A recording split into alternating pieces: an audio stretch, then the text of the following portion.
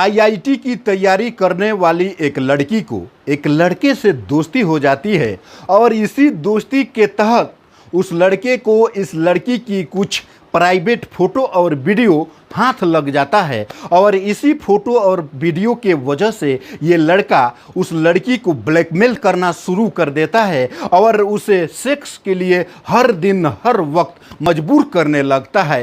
ये लड़की मजबूर होकर आखिरकार उस लड़के को एक गन्ने के खेत में बुलाती है और ये लड़का जब गन्ने के खेत में जाता है तो दोस्तों आइए जानते हैं इस पूरी कहानी को। इससे पहले एक छोटी सी रिक्वेस्ट की वीडियो को लाइक कर चैनल को सब्सक्राइब कर दे ताकि इसी तरह का अपडेट मैं आप लोगों के बीच पहुंचाता रहूं। दरअसल मुरादाबाद की बिलारी इलाके के एक निवासी साबिर अहमद शाम के करीब 8 बजे पुलिस स्टेशन में जाकर अपने बेटे की गुमशुदगी दर्ज कराते हैं। वो बोलते हैं कि मेरा बेटा बाइक से सुबह सवेरे निकला था और अभी तक घर वापस नहीं आया है। उसकी फ़ोन भी बंद बता रही है, उसका कहीं भी पता नहीं चल रहा है।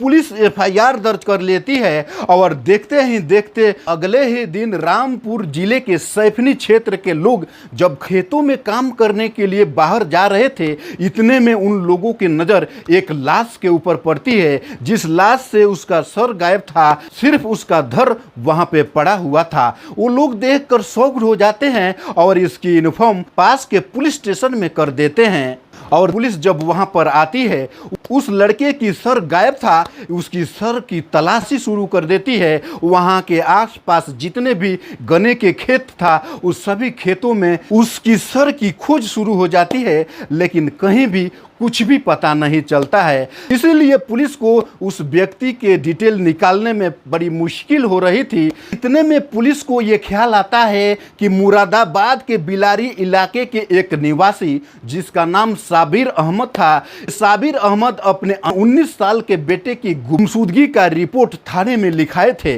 बस पुलिस इसी के तहत उस साबिर अहमद को इस मौके वारदात पर बुला लेती है और जैसे ही साबिर अहमद मौके वारदात पर आते हैं, उस बॉडी को देखते ही अपने बेटे की पहचान कर लेते हैं। दरअसल वो जो बॉडी पड़ा हुआ था वो इन्हीं का बेटा सोनू ही था, जिसकी उम्र महज 19 साल की थी। बस इतना सुनना था कि पुलिस इन आरोपियों को डिटेल निकालना शुरू कर देती है और देखते ही देखते उस सोनू के जो नंबर था उस नंबर का सीडीआर निकाला जाता है और इसी सीडीआर में पाया जाता है सोनू लास्ट टाइम एक लड़की से बात किया था, जिस लड़की का नाम मिनहाज था। ये लड़की आईआईटी की तैयारी कर रही थी। दरअसल ये लड़की उस सोनू का गर्लफ्रेंड होती है। इसी के तहत पुलिस उस मिनहाज को उठा लेती है और उसे जब पूछताछ शुरू करती है, मिनहाज कुछ भी बताने से इनकार कर देती है। लेकिन पुलिस जब अपने तरीके से पूछताछ शुरू करती है, मिनहाज टूट जाती है और टूटकर जब हकीकत बयान करती है, सभी के पैरों तले जमे खिसक जाता है। दरअसल मिनहाज की कुछ प्राइवेट वीडियो और फोटोज सोनू के हाथों लग चुका था और सोनू उसे बार बार ब्लैकमेल कर रहा था। सोनू उसे सेक्स करने के लिए बार बार यही फोटो वीडियो दिखाकर मजबूर कर रहा था। मिनहाज उसे समझा रही थी, उसे ऐसे करने से मना कर रही थी, लेकिन सोनू को इसके बातों का कोई भी असर नहीं पड़ रहा था। उसके ऊपर सेक्स सवार था, किसी भी तरह इस लड़की से संबंध बनाना चाहता था। बस इसी के तहत वो लड़की आजिज होकर इसकी शिकायत अपने भाई सदाम से कर देती है और जैसे ही सदाम से करती है, सदाम अपने दोस्त रिजवान के साथ मिलकर एक बहुत ही खतरनाक प्लान बनाता है। दरअसल वो मिनहाज से बोलता है कि मिनहाज तुम उस सोनू को मिलने के लिए बुलाओ, और इतना सुनना था कि मिनहाज उस सोनू को मिलने के लिए गांव से दूर सुनसान इलाके सैफनी रोड पर बुलाती है और इतना बुलाना था कि सोनू बड़ी खुशी खुशी मिनहाज के पास पहुंच जाता है और मिनहाज उसे मीठी मीठी बातें करते हुए एक गन्ने की खेत में लेकर चली जाती है। और जैसे ही मिनहाज और सोनू उस गन्ने के खेत में जाते हैं, गन्ने में पहले से इस लड़की के भाई सदाम और उसका दोस्त रिजवान मौजूद थे। ये दोनों लोग मिलकर सोनू को जमीन पर पटक देते हैं और पास में एक बैग और रस्सी भी लेकर गए थे और उसी रस्सी से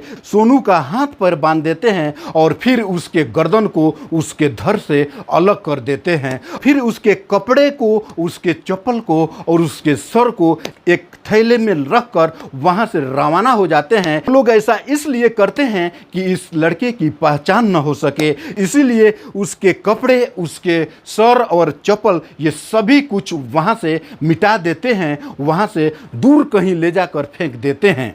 सुबह का समय था जब लोग खेतों में काम करने गए। ये लोग जैसे ही इसे देखते हैं पुलिस को इन्फॉर्म कर देते हैं और देखते ही देखते पुलिस तीनों आरोपी को अरेस्ट कर लेती है और अरेस्ट करके उनके ऊपर जो भी धारा लगता था उचित धारा के अनुसार केस फाइल कर दिया जाता है। तो दोस्तों, इस कहानी को सुनाने का मेरा मकसद किसी को दिल को दुखाना नहीं बल्कि जागरूक करना है, जिसे खुद सुरक्षित रहे और अपनों को भी सुरक्षित रखें।